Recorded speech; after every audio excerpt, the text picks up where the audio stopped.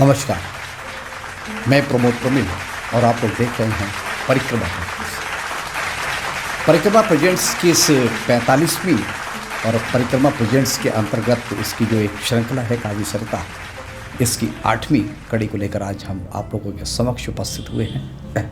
और जैसा कि आप लोग परिचित ही हैं कि काव्य सरिता में हम किसी न किसी कवि, किसी साहित्यकार, किसी कलाकार, किसी शब्द शिल्पी, किसी रचनाकार को अपने स्टूडियो में बुलाते हैं और उनकी रचनाओं से, उनकी कविताओं से आप लोगों को रूबरू कराते हैं। तो आज भी हमने अपने स्टूडियो में एक ऐसे ही साहित्यकार, एक ऐसे कलाकार को बुलाया हुआ है। कहते हैं कि शाहजहांपुर जनपद के साहित्य आकाश की अगर हम बात करें तो उनको महेंद्र पाल सिंह जी के नाम से जाना जाता है। जी हाँ। और मित्रों, मैं बात को आगे बढ़ाऊँ इससे पहले मैं एक जानकारी देना चाहता हूं कि मैंने काव्य सरिता की इस 8वीं श्रृंखला को समर्पित किया है शाहजहांपुर के एक ऐसे रंगकर्मी को जिसने बहुत कम समय में अपनी अभिनय क्षमता से, अपनी कला दक्षता से शाहजहांपुर के रंगकर्म को एक उन्नत मुकाम दिया है। आज वो हमारे बीच नहीं है। मैं बात कर रहा हूँ कीर्तिशेष यशशेष रंगकर्मी अमन राजवंशी जी को। और ये श्रृंखला काव्य सरिता की 8वीं श्रृंखला मैं उनको सादर समर्पित करता हूं और उनका भावपूर्ण स्मरण करता हूं और उनको नमन करता हूं। मित्रों, महेंद्र पाल सिंह जी अपने 70 वर्षीय साहित्यिक सफर में उन्होंने लगभग 100 गीतों को अपनी कलम से जन्म दिया है। उनकी एक नहीं कई संकलन में उनकी कविताओं का, उनके गीतों को समायोजन किया गया है। और यही नहीं, वर्ष 2019 में उनकी एक कृति नदी के नूपुर, जो कि राही प्रकाशन शाहजहांपुर को द्वारा उसका प्रकाशन कराया गया था, उसका विमोचन भी हुआ है। जी हाँ। श्री महेंद्र पाल सिंह जी पतेरा गांव, जो कि शाहबाद तहसील के अंतर्गत आता है, वहाँ के रहने वाले हैं। जी हाँ। लेकिन उनकी कर्म स्थली शाहजहांपुर रही है। महेंद्र पाल सिंह जी ने जब वो 10 वर्ष के थे तब उन्होंने पहली कविता को अपनी कलम से जन्म दिया था।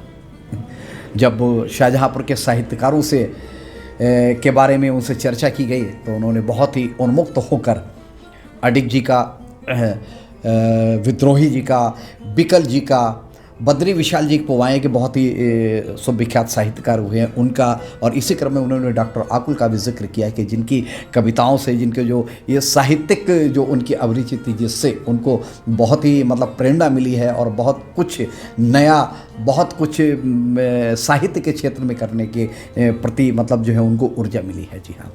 और इसके इतर वो शाहजहांपुर से बाहर के कवियों की अगर बात करते हैं, साहित्यकारों की बात करते हैं, तो उन्होंने गोपाल सिंह नेपाली जी का जिक्र किया, गोपाल दास नीरज जी का जिक्र किया, बलबीर सिंह रंग जी का जिक्र किया और एक बहुत ही बड़े हस्ताक्षर हिंदी साहित्य के भारत भूषण जी का जिक्र किया है कि उनकी कविताओं ने, उनकी रचनाओं ने उनको बहुत प्रेरणा दी है। महेंद्र पाल सिंह जी बताते हैं कि उन्होंने डॉक्टर आकुल के अंडर में जब वो बीएड कर रहे थे, बीएड की शिक्षा प्राप्त कर रहे थे, तो डॉक्टर आकुल का जो पढ़ाने का ढंग था उससे वो बहुत प्रभावित है। और इसी के साथ साथ उनकी जो साहित्यिक अभिरुचि थी उसने भी उनके अंदर साहित्य के प्रति, कविताओं के प्रति, गीतों के प्रति एक मतलब जो है ऊर्जा का काम किया। और उन्होंने अपनी कलम को उठाकर ना जाने कितने गीतों को कागज़ पर लिखा, ना जाने कितने गीतों को कलम की तूलिका से दृश्यों का रूप दिया। महेंद्र पाल सिंह जी बताते हैं कि 3 कृतियाँ जो एक संकलन थी, जिनमें उनकी कविताओं और गीतों को भी स्थान मिला, जिसमें जो सबसे पहली कृति थी हंसे पलास झील में, एक संकलन कृति थी जिसमें उनके गीतों को स्थान दिया गया था। इसी क्रम में सरस्वती वंदनाएं, इसमें भी इनके 2 गीतों को जो माँ शारदे के वंदना के स्वरूप में लिखी हुई थी उनको भी स्थान मिला हुआ था। और इसी क्रम में गीत वत्सल, जिसमें लगभग 11 कवियों के गीतों को समाहित किया गया था, उसमें भी इनके गीतों को स्थान मिला। महेंद्र पाल सिंह जी की एक कृति जो एक गीत संग्रह है, जिसको राही प्रकाशन द्वारा प्रकाशित करवाया गया था और ये प्रकाशित तो 2019 में हुई थी, लेकिन चूंकि उधर कोरोना काल चल रहा था तो इसका विमोचन उसके बाद में हुआ था, और जो राही प्रकाशन के ही द्वारा इसका विमोचन भी करवाया गया था। महेंद्र पाल सिंह जी की जो अप्रकाशित कृतियां हैं उनमें एक छंद लहरी है, जिसमें गीत, छंद, सवैया, घनाक्षरी आदि को स्थान दिया गया है। और इसी क्रम में उनके 2 खंड काव्य भी जो अभी अप्रकाशित हैं, जिनमें जो सबसे पहला खंड काव्य है वो हरि सिंह नलवा के ऊपर आधारित है, उनके जीवन के ऊपर आधारित है, उनके श्रम, परिश्रम, त्याग और तपस्या के ऊपर आधारित है। हरि सिंह नलवा महाराजा रणजीत सिंह जो हुए उनके सेनापति थे, और इन्होंने अपने पराक्रम से अफगानिस्तान तक महाराजा रणजीत सिंह जी को विजय दिलाई थी। इस पूरे घटनाक्रम को इन्होंने अपने इस घंट काव्य में लोगों के समक्ष प्रस्तुत करने का प्रयास किया है। जी हाँ, और इसी क्रम में इनका जो दूसरा खंड काव्य है सोने की सीता, जैसा कि आपको पता होगा कि माता सीता का जन्म सोने के हल को जिस वक्त जनक राज्य चला रहे थे, तो उससे धरती में जो एक जगह जाकर वो टकरा गया और वहीं से जनक नंदिनी का जन्म हुआ। तो सीता जी के जो हम जीवन को अगर देखें तो उसमें जो स्वर्ण है, जो सोना है, उसका बड़ा महत्वपूर्ण प्रभाव रहा है।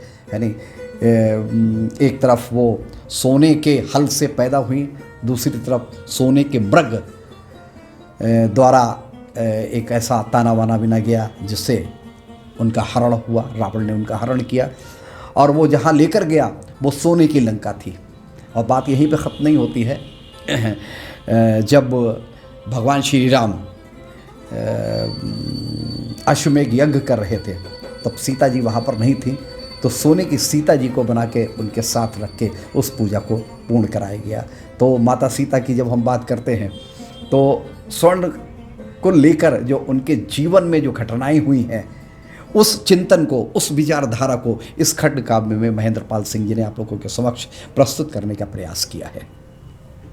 अपने 70 वर्षीय साहित्यिक सफ़र में उन्होंने जो साहित्य साधना की है, जो कविताओं और गीतों को, जो छंदों को, जो सवैयों को, जो घनाक्षरी को जन्म दिया है, उसके फलस्वरूप उनको एक नहीं अनेकों पुरस्कारों और सम्मानों से भी पुरस्कृत किया गया है, जिसमें सबसे पहला पुरस्कार भुवनेश्वर शोध संस्थान द्वारा डॉक्टर राजकुमार शर्मा जी की स्मृति में उनका अभिनंदन। इसी क्रम में सुविख्यात टापर वाले बाबा की स्मृति में भी उनका सम्मान हुआ था। संस्कार भारती द्वारा गीत ऋषि नीरज स्मृति सम्मान भी आपको प्रदान किया जा चुका है। महाकवि रामनिवास कपूर स्मृति सम्मान 2021 में जो चेतना साहित्य परिषद लखनऊ द्वारा इनको दिया गया था। जी हाँ, इसी क्रम में जलालाबाद में भी आपका 2 बार नागरिक अभिनंदन हो चुका है। जी हाँ, एक संस्था है सर्व जन हिताय, इसके द्वारा भी आपका साहित्यिक सम्मान किया जा चुका है। जी हाँ, और इसी क्रम में धर्मांश सम्मान जो कि महाकवि रामजी दास की स्मृति में दिया जाता है, ये भी इनको वर्ष 2019 में दिया गया था। जी हाँ, एक और सम्मान है राष्ट्र कवि पंडित वंशीधर शुक्ल पुरस्कार, ये भी इनको मिल चुका है। जी हाँ, एक पुरस्कार और है जो कि बैजनाथ तिवारी स्मृति में दिया जाता है, ये इनको 2023 में मिला था। जी हाँ, डॉक्टर आकुल अभिनंदन भी इनका हो चुका है। जी हाँ, अपने पूरे साहित्यिक सफ़र में इन्होंने लगभग 100 गीतों को अपनी कलम से जन्म दिया है। महेंद्र पाल सिंह जी की साहित्यिक साधना के बीच में जब वो स्थानीय कुछ कवियों से बातचीत की गई तो उनके जो मन के उद्भाव थे, जो उनके भाव थे, वो महेंद्र पाल सिंह जी के लिए कुछ इस तरह थे। मैंने विजय ठाकुर जी से बात की जो कि स्वयं में एक सिद्ध हस्त गीतकार हैं, कवि हैं, शब्द शिल्पी हैं, रचनाकार हैं। जी हाँ, तो विजय ठाकुर जी ने कहा महेंद्र सिंह जी के जो गीत हैं, यानी उन गीतों का जो कला पक्ष और भाव पक्ष दोनों ही बड़े सुंदर हैं। पुराने गीतकार होने के बावजूद उनके गीतों में नवीन प्रयोग देखने और सुनने को मिलते हैं, जैसा कि आजकल के नव गीतकारों के गीतों में मिलता है। और यहीं पर वो नहीं रुके, उन्होंने कहा कि 82 वर्ष की उम्र में भी उन्हें जहां बुलाया जाता है वो बड़ी सादगी के साथ वहाँ पर जाते ज़रूर हैं। जी हाँ, इसी क्रम में मैंने शाहजहाँपुर के एक और साहित्यकार कवि दीपक कंदर्प जी से भी उनके बारे में बातचीत की। तो दीपक कंदर्प जी ने कहा कि महेंद्र पाल सिंह जी की रचनाओं को वो स्थान नहीं मिल पाया जिसके वो हकदार हैं, लेकिन उनकी रचनाएं प्रदेश स्तर की ही नहीं बल्कि राष्ट्रीय स्तर की रचनाएं होती हैं। अगर उनको कीर्तिशेष कवि गोपाल दास नीरज की श्रेणी का कवि कहा जाए तो इसमें कोई अतिशयोक्ति नहीं होगी। एक बड़ी बात कही है दीपक कंदर्प जी ने उनके लिए, और निश्चित तौर पे ऐसा मैंने भी महसूस किया है जी हाँ। और इसी क्रम में जब मैंने ज्ञानेंद्र मोहन ज्ञान जी से उनके बारे में बात की तो ज्ञानेंद्र मोहन ज्ञान जी ने कहा कि उन्होंने अपने जीवन को जिस सादगी से जिया, जिस सरलता से जिया, इसके विपरीत वो उतने ही अच्छे गीतकार हैं, वो उतने ही अच्छे कलाकार हैं। उनके गीतों में जितना कसाव होता है उतनी ही सहजता, और प्रस्तुतिकरण भी उनका उतना ही प्रभावशाली होता है। उनके गीतों में ग्रामीण परिवेश के साथ साथ सामाजिकता और व्यवहारिकता दोनों ही स्पष्ट रूप से दिखाई देते हैं। और इसी क्रम में मैंने एक और वरिष्ठ कवि जो हमारे बड़े भाई भी हैं आदरणीय कमल मानव जी से जब हमने महेंद्र पाल सिंह जी के बारे में बात की तो उन्होंने कहा कि आपके गीतों का जो बिंब विधान है वह बड़ा ही श्रेष्ठ है। उनके गीतों की भाषा भी बड़ी विशुद्ध हिंदी होती है। आपके गीतों की विशेषता ये है कि उनमें बड़ा ही अच्छा संदेश छिपा हुआ होता है। यानी आप एक मौलिक अवधारणा के कवि हैं, आप एक अद्भुत गीतकार हैं, साथ ही आपके गीतों से जो दृश्य बनते हैं वो बड़े ही सरल, सजीव और जीवंतता लिए होते हैं जी हाँ। तो एक नहीं अनेकों कवियों की उनके बारे में बड़ी अच्छी राय है जी हाँ। और निश्चित तौर पर जहाँ तक मैं अपनी बात करूँ तो जब मैंने अपने स्टूडियो में उनको बुलाया तो मुझे बिल्कुल नहीं लगा कि मैं एक इतने बड़े कवि, इतने बड़े साहित्यकार, इतने बड़े कलमकार को बुला रहा हूँ। बहुत सादगी से, बहुत साधारण से कपड़े, और बड़ा ही मतलब जो है उनका जो आचार विचार और व्यवहार था हमारे प्रति, यानी इतना सरल था कि मुझे मतलब जो है बड़ा फ़ख्र और बड़ा गर्व होता है, यानी कि ऐसे साहित्यकारों, ऐसे कलमकारों ने यानी शाहजहांपुर के साहित्य को अर्श तक पहुंचाने का जिम्मा लिया हुआ है जी हाँ, है नहीं। और अब मैं बहुत ज़्यादा वक्त ना लेते हुए, आप लोगों को बहुत ज़्यादा इंतज़ार ना कराते हुए, मैं डॉक्टर आकुल की एक गीत की 2 लाइनों से उन्हें मंच पर आने की दावत देता हूँ। डॉक्टर आकुल ने कहा है कि विसंगतियों के भयंकर बोझ से ढोई हुई, विसंगतियों के भयंकर बोझ से ढोई हुई, और ज़िंदगी है एक चादर आग में धोई हुई, जिंदगी है एक चादर आग में धोई हुई। जोरदार तालियों से स्वागत करिए वरिष्ठ साहित्यकार महेंद्र पाल सिंह जी का।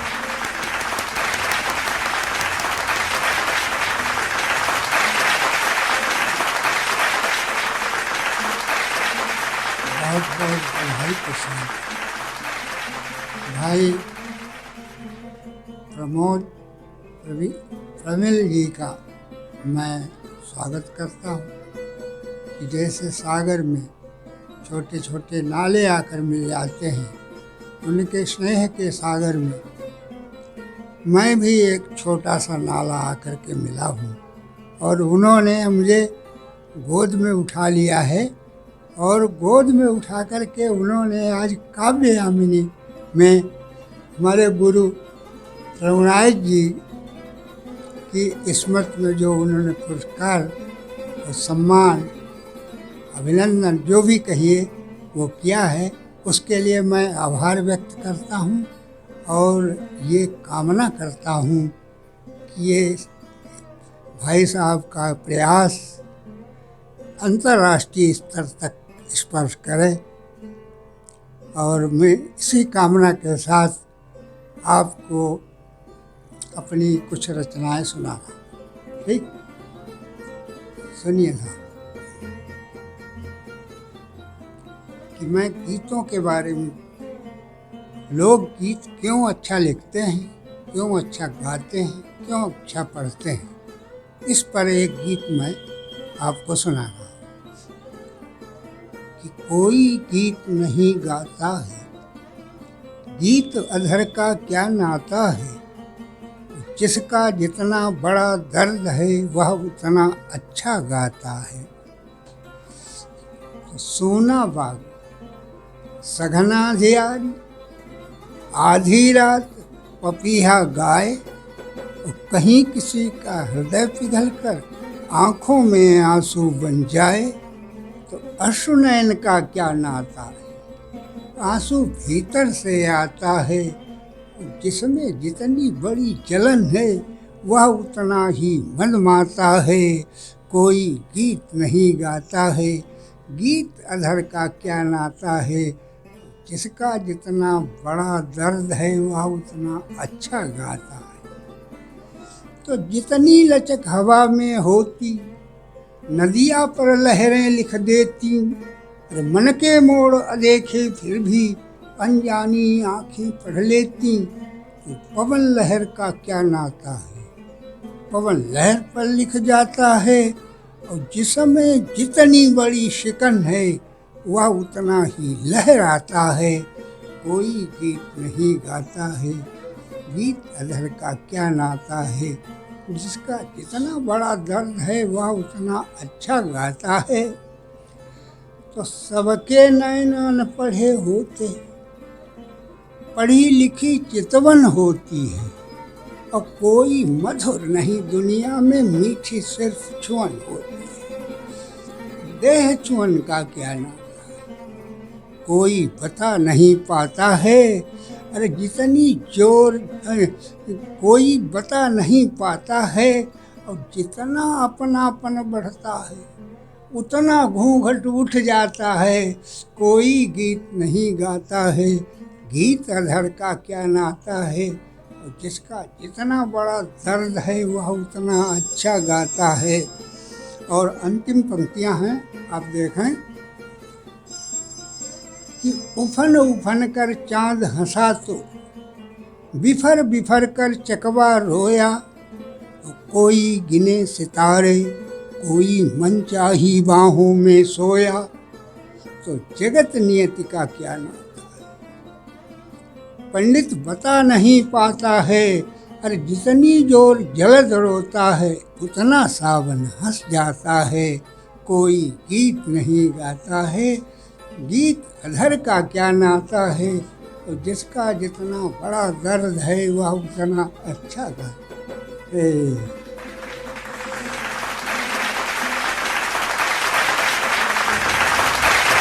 बहुत बहुत शुक्रिया, बहुत बहुत धन्यवाद महेंद्रपाल सिंह साहब। निश्चित तौर पर आपकी रचना बहुत ही भाव विभोर कर देने वाली है, बहुत ही आनंद को देने वाली है यानी, और जीवन के उस दर्शन को हम तक पहुंचाती है यानी, जो कई बार हम महसूस तो करते हैं लेकिन हमारे होठों तक, हमारी ज़ुबान तक, हमारे शब्दों से बाहर नहीं निकल पाता है। जी हाँ, मैं बहुत बहुत आभार व्यक्त करता हूं परिक्रमा प्रेजेंट्स की तरफ से।